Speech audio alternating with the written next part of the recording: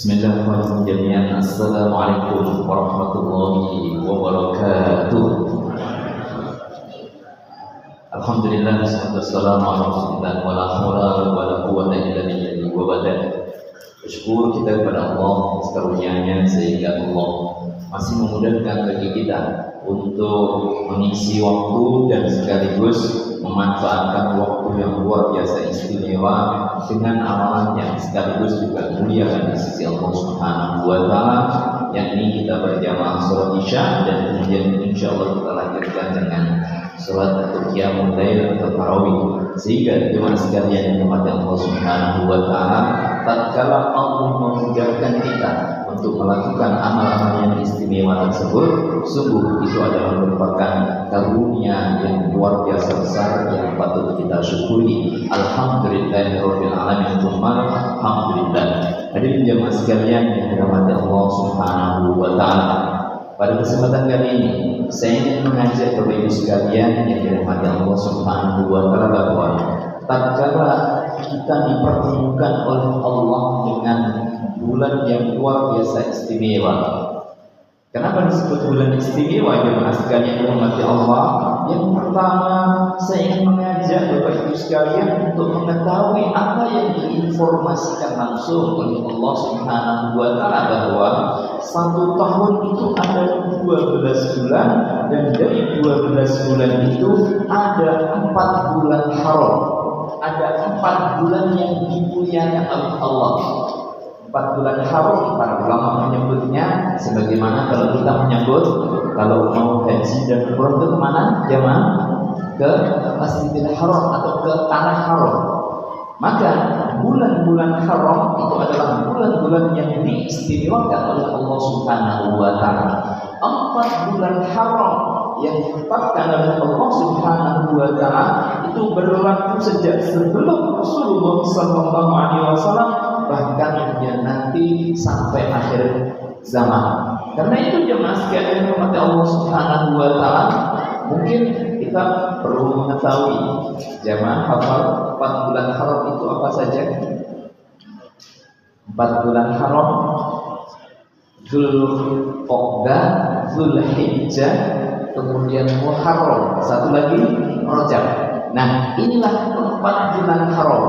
Ketentuan Allah untuk 4 bulan haram ini, kalau orang melakukan amal soleh akan dilipat gandakan pahalanya di sisi Allah Subhanahu wa taala. Jadi melakukan satu kebaikan minimal akan dilipat gandakan 10 kali. Namun sekaligus juga kalau orang melakukan maksiat dan dosa di bulan haram tersebut akan juga dilipat gandakan. Sehingga hati-hati, sebagaimana orang-orang Arab zaman dahulu kala ketika kemudian masuk bulan haram, biasanya mereka ini berperang, maka di 4 bulan haram itu mereka berhenti. Yuk, sudah berhenti dulu ya. Mereka tidak berperang. Karena itu jemaah sekalian kepada Allah Subhanahu wa taala, untuk umatnya Rasulullah 4 bulan haram ini masih diberikan kepada umatnya Rasulullah ketentuan dan kemuliaannya. Tapi hati-hati itu tadi, kalau maksiat dan dosa juga akan dilipat gandakan. Nah, untuk umatnya Rasulullah, spesial bagi umatnya Rasulullah sallallahu alaihi wasallam, ternyata ada satu lagi bulan, yang bulan itu kalau orang melakukan kebaikan, amal-amal saleh di dalamnya, maka Allah Subhanahu wa taala akan melipat gandakan minimal 10 kali, bisa 700 kali, bisa wallahu yudha'ifu liman yasha. Pelipat gandaan yang Allah sendiri yang mengetahuinya. Yang artinya tentu jauh lebih banyak, lebih besar lagi di luar perkiraan dan perhitungan manusia. Nah, kalau orang melakukan maksiat dan dosa, tetap satu. Kalau sudah melakukan, kalau rencana melakukan bagaimana Pak?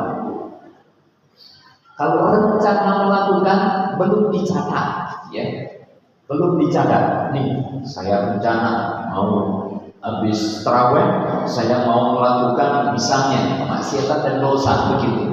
Tapi ketika kemudian tidak jadi, maka dia berpahala. Jadi ketika mau melakukan, belum jadi melakukan, ya itu dia berpahala. Maka jemaah sekalian rahmati Allah Subhanahu wa taala, di bulan Ramadan inilah bulan yang luar biasa istimewa.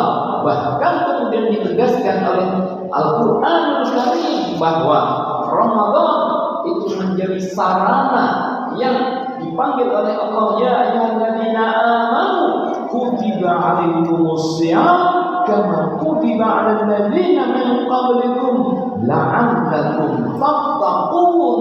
Karena amal siam yang dilakukan di bulan Ramadan ini benar-benar akan mengantarkan seseorang kepada kualitas ketakwaan di sisi Allah Subhanahu wa taala. Hadirin jemaah sekalian yang dirahmati Allah Subhanahu wa taala.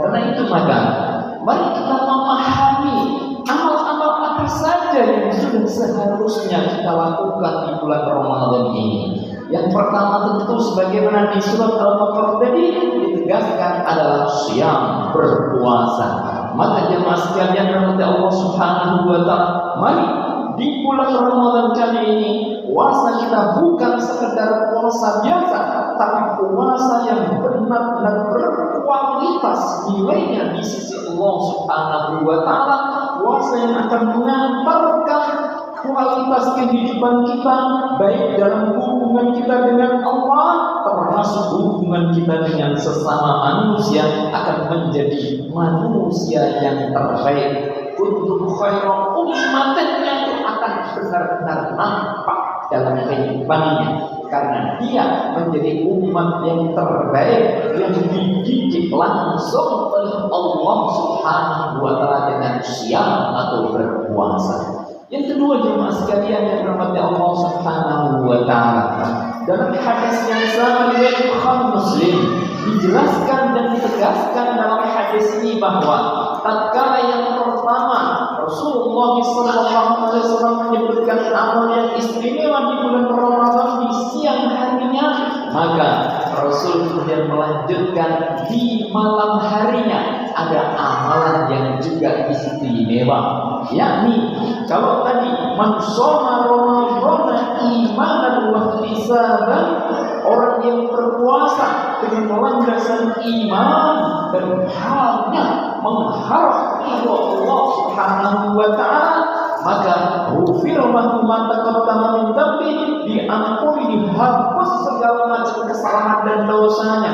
Maka di malam harinya man qoma Ramadan imanan wa ihtisaban, lafadznya sama, lafaz total hadisnya itu mirip, hanya bedanya yang siang harinya soma, yang malam harinya qoma. Berarti qiyamul lail di bulan Ramadan ini adalah amalan yang luar biasa istimewa, akan mengantarkan keberhasilan dalam berRamadan kita. Maka jemaah sekalian yang dirahmati Allah Subhanahu wa taala, kita insya Allah mayoritas kita sudah paham dan sudah tidak bingung lagi. Kalau mau misalnya ada masjid yang 8 plus 3, ada yang kemudian berapa lagi jemaah? Ada yang 20 plus 3, ada berapa lagi? Rata-rata itu ya, dua modelnya. Tetapi jemaah sekalian insya Allah, kalau misalnya mau tambah lagi, monggo silakan. Mau pakai yang 8 plus 3 atau kemudian 20 plus 3 atau berapapun, monggo. Yang pasti bahwa qiyamul Ramadan itu adalah amal-amal yang luar biasa istimewa dinilainya di sisi Allah Subhanahu wa taala, bahkan dengan lafaz hadis yang sama. Kalau siang harinya puasa, maka malam harinya qiyamul Ramadan, yakni salat malam atau tarawih dan sebagainya. Maka jemaah sekalian yang dirahmati Allah Subhanahu wa taala, sudah barang tentu kita berusaha semaksimal mungkin harus mengupayakan agar puasa kita bukan sembarang puasa, pun demikian qiyam Ramadan kita, sholat malam di bulan Ramadan kita bukan asal atau sembarang sholat malam, tapi dia sholat malam yang wa minal laili fatahajjal bihi nafilatan lak asa ayyab'ataka maqaman mahmuda. Satu amalan yang akan mengantarkan derajat keistimewaan dan kemuliaan dalam kehidupannya di sisi Allah Subhanahu wa taala. Hadirin jemaah sekalian yang dirahmati Allah Subhanahu wa taala.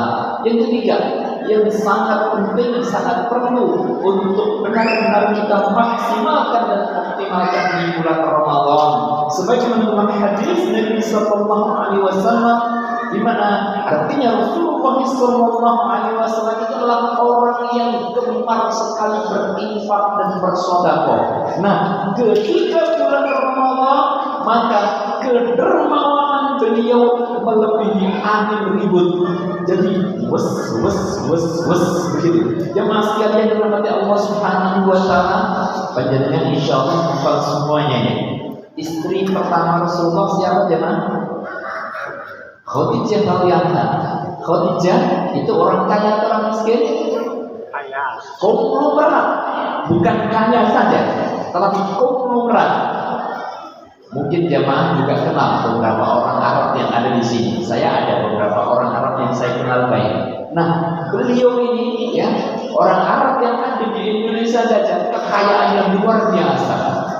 Apalagi kemudian konglomerat yang di sana sekelas Khadijah radhiyallahu anha, tentu kekayaan yang luar biasa yang sekalian yang dirahmati Allah Subhanahu wa taala. Namun kita perhatikan bagaimana kemudian akhir atau perjalanan harta milik Khadijah radhiyallahu anha tersebut. Kita ketahui dan kita dapatkan data bahwa harta kekayaan Khadijah yang luar biasa, di mana Rasulullah juga ikut berbisnis dalam akhir sebelum kemudian menikah, itu mulai ikut bisnis dan kemudian menikah dengan beliau. Itu juga kemudian beliau menjadi kaya raya. Namun yang sekalian oleh Allah, begitu kemudian beliau diangkat menjadi nabi, maka harta yang dimiliki beliau sendiri, harta yang dimiliki oleh Khadijah radhiyallahu anha, semuanya habis untuk dakwah yang sekalian oleh Allah Subhanahu wa taala. Benar-benar habis untuk dakwah. Pernah Rasulullah sallallahu alaihi wasallam misalnya ketemu dengan orang Badui. Kemudian orang Badui ini, Rasulullah waktu itu ada kambing-kambing beliau yang cukup banyak. Kemudian Badui tadi ya, wahai Muhammad, apakah ini kambingmu? Oh, apakah kamu ingin? Ya.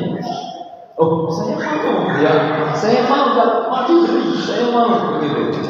Maka kata Nabi sallallahu alaihi wasallam, baiklah, ini untukmu. Yang mana? Begitu kan kata si Badui tadi. Yang mana? Ya ini semuanya.